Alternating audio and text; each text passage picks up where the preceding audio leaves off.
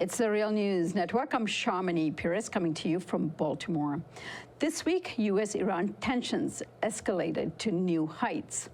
The United States deployed the Arab Lincoln Carrier Strike Group and a bomber task force to the region, claiming there was a credible threat by the Iranians in the Persian Gulf.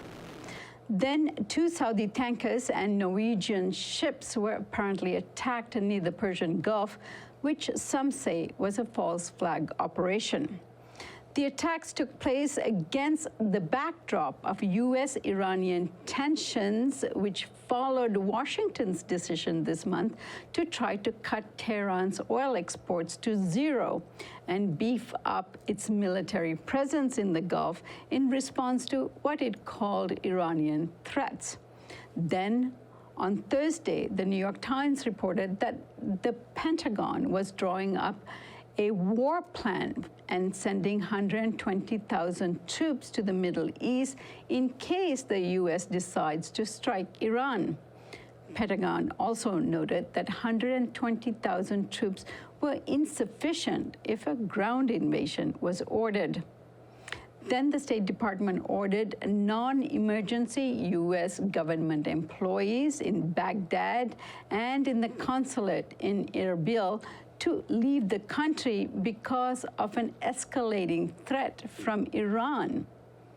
Adding fuel to the fire, Iran has announced that it will stop complying with parts of the landmark 2015 nuclear deal and resume high-level enrichment of uranium in 60 days if other signatories to the deal do not take action to shield Iran's oil and banking sector from U.S. sanctions.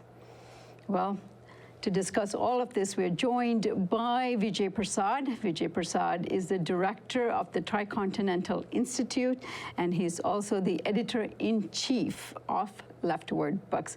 Vijay, good to have you here. Thanks a lot. All right, Vijay, explain these contradictory messages that are coming out of Washington about their war plans for Iran. I think, would be silly not to be very alarmed by what we're hearing from Washington. The arrival of the USS Abraham Lincoln, the fighter group that is now sitting off the coast of Iran. I think it's also alarming that the United States has asked its personnel to leave Iraq. I think this is, something that people need to take very seriously, largely because Mr. Trump's national security advisor, John Bolton, has made some very dangerous statements about Iran. There are provocations from the United States made against Iran, trying to egg Iran towards a conflict. So, one should not be sanguine about this. I think one has to take this very seriously. On the other hand, Sharmini, and I think this is something that we need to also consider, is that unlike the U.S. move to attack Iraq in 2003, when, world governments, particularly governments that are part of the U.S. alliance, sort of lazily went along with the United States. In this case, I think people are less interested in a war on Iran. And the evidence for that perhaps can be seen in 2 different places. One, the European Union certainly is not interested in this war. In fact, it's dismayed that Mr. Trump had walked away last year from the nuclear deal. It's dismayed that the U.S. government has pushed for much deeper, much more harsh sanctions against Iran with the withdrawal of the waivers on the 1st of May. So the Europeans are certainly not interested in a war. They are not even interested in a tightening of the sanctions regime. But I think the indications must be seen also elsewhere than Europe. On Thursday, Mr. Zarif, the foreign minister of Iran, was met with Japanese Prime Minister Shinzo Abe in his home. They had a long and fruitful conversation, at the end of which the Japanese made very clear that they are opposed to the sanctions regime. Earlier, the Japanese Minister of Economy, Trade and Industry, Mr. Sekou, said that Japan would try its very best to continue to buy oil from Iran. But I think most importantly, Shinzo Abe, a man of the right, a man, with the propensity to keep very little daylight between his government's policy and that of Washington, D.C., nonetheless said that Iran is a factor of stability in West Asia. This is, I think, something people need to pay quite serious attention to, because the Trump administration and, of course, the Obama administration before that has portrayed Iran as a meddler in the region, meddling, as it were, in Iraq, in Syria. Of course, the United States meddling there is perfectly acceptable, but they try to portray Iran as a sort of, rogue state in West Asia. But here is Shinzo Abe, very close ally of the United States, an important actor, Japan, that is, an important actor in the G7 and in the G20. Here is Shinzo Abe coming with a very different approach towards Iran, saying Iran is in fact a force of stability and not a rogue state. I think this needs to be paid attention to. Japan is not going to go along, it seems to me, with any kind of U.S. adventure against Iran. It's important to remember that Mr. Trump is a highly unpredictable leader, and an unpredictable leader with an immense military is a very dangerous combination. On the other hand, one of the important things about Mr. Trump is that he has made almost a religion of saying that he keeps his campaign pledges. You might remember that during the campaign, he sounded almost like an isolationist. I mean, he said that the United States must remove itself from its entanglements. Before that, he criticized the Obama administration, for using threats against Iran for electoral gain and so on. So he has an open record here of being wary of entering into a conflict, let's say, of the Iraq scale. I think this is part of the thinking, the DNA, as it were, of conversations in the White House. At the same time, of course, he has brought on board, probably one of the world's most dangerous people, and that's John Bolton. And the combination of Bolton and Trump's, relative isolationism, I think is what is probably causing a great deal of, furious conversation inside the White House. I mean, it's obvious that Mr. Bolton wants some sort of conflict with Iran. He wants to provoke Iran. He wants to squeeze Iran. He wants to create chaos further in that region. I mean, let's expand this conversation just a little.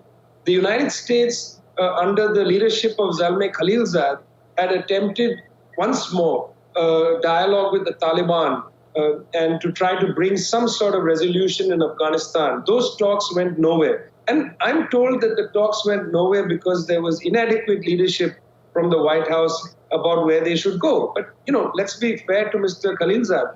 These are not easy talks. I mean, we're dealing with, on the one side, the government of Ashraf Ghani, who is the president of Afghanistan. We're dealing with the Taliban. We're dealing with Pakistan, different factions, etc. It's not an easy set of talks. Nonetheless, the talks have failed. The Taliban immediately struck against mainly aid, offices in Kabul, killing aid workers and so on. I mean, you already have a situation of near chaos in Afghanistan, which is on the eastern flank of Iran.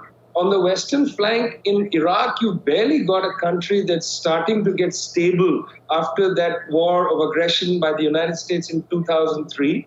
Further west, you have Syria, where it's not clear there's sufficient resources to help build that country up. And then in the middle of all this, you want to start another war in Iran, opening the Pandora's box once more, creating terrible chaos. And by the way, people may not realize this, but Iraq has a population of about 23, 24 million.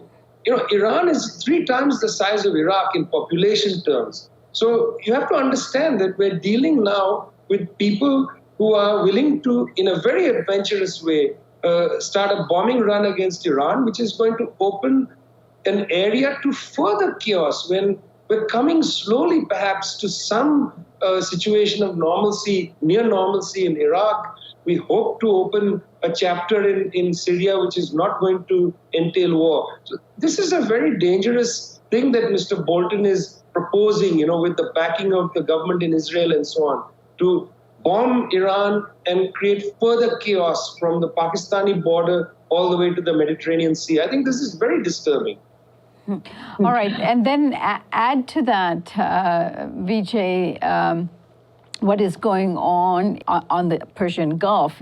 Saudi oil tankers were sabotaged just recently, and of course, Iran said they would carry out an investigation over this, and then of course the U.S. preparing for some sort of turbulence in the area because they have evacuated the U.S. embassy in Iraq.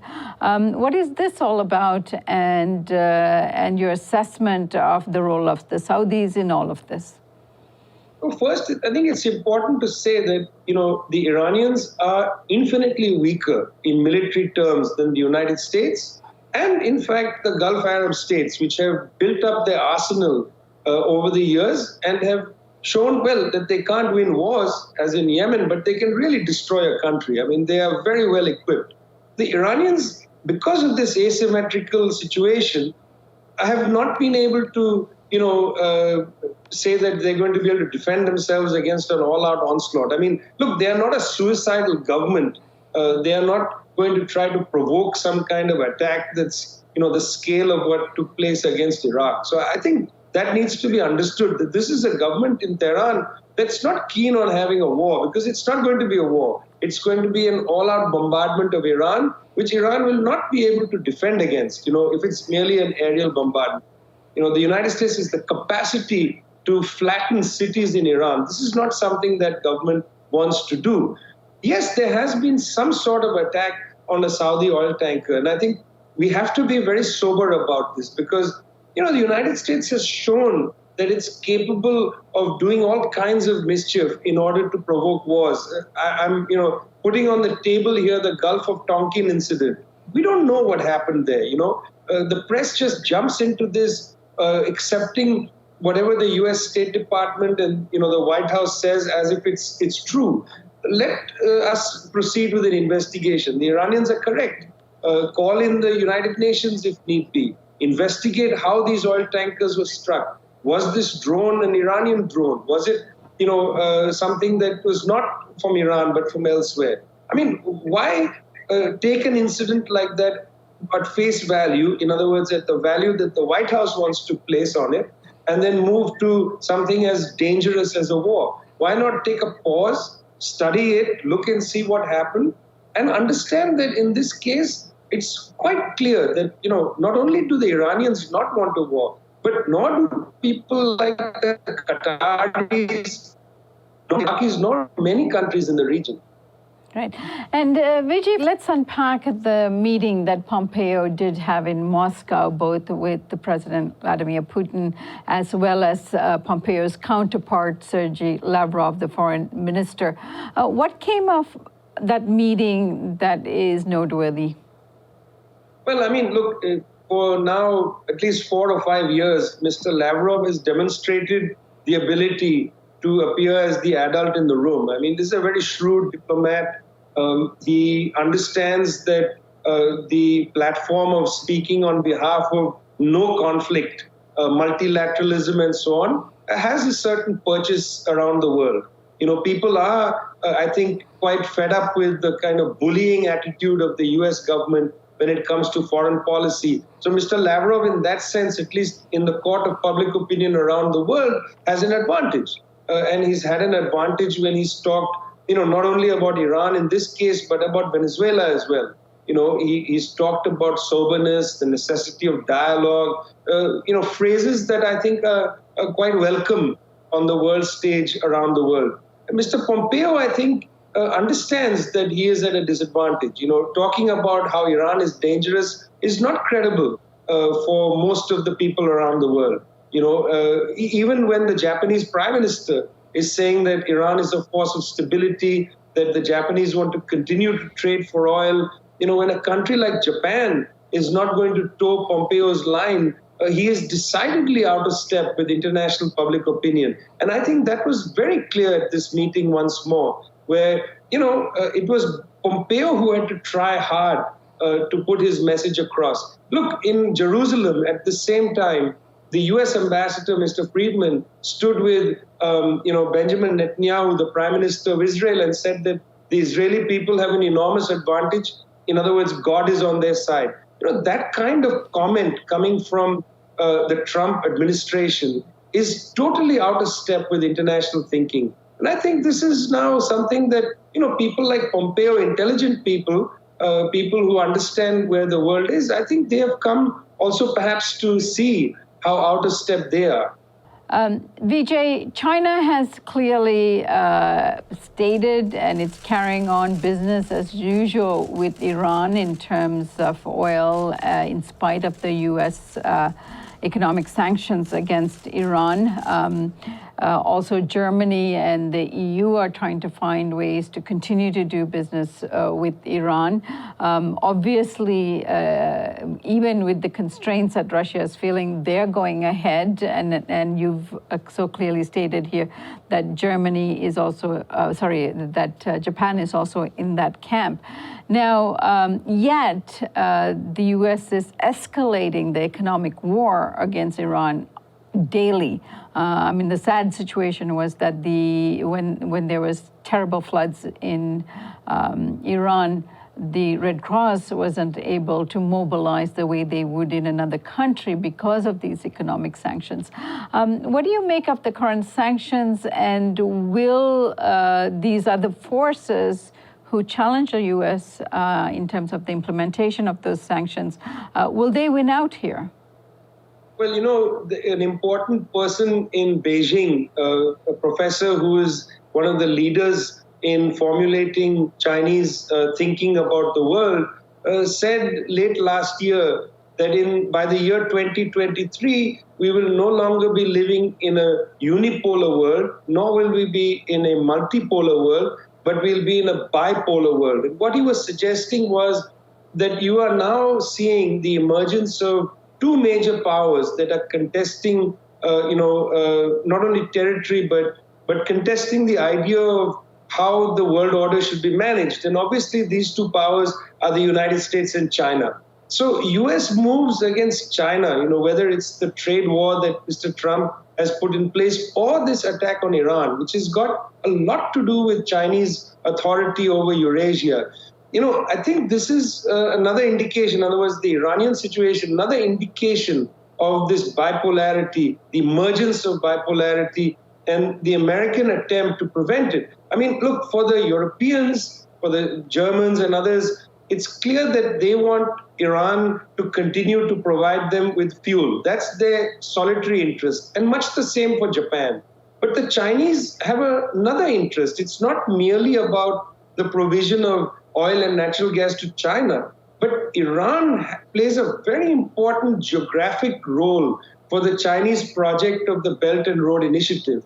If Iran is no longer part of it, China's attempt to build a massive rail and road infrastructure and a port infrastructure, you've got to remember that the Chinese have ports in the Indian Ocean trying to link this region. It's called the String of Pearls strategy. The String of Pearls, the Belt and Road, all of this requires Iran to be a stable country so that the roads and rail lines can run through Iranian territory, go all the way into Europe. That's part of the Belt and Road Initiative.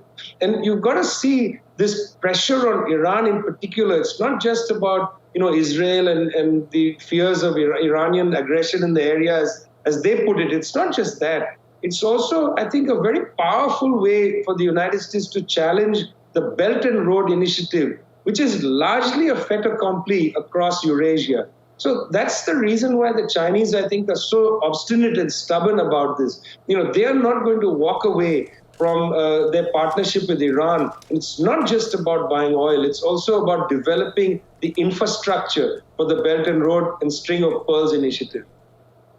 All right, we'll leave it there for now, Vijay, but I thank you so much for taking us around the world here. And of course, there is the BRICS countries, and where, countries like Brazil and India would, of course, where they would locate themselves in this Iran question is also interesting, but we can take that up another time. I thank you so much for joining us.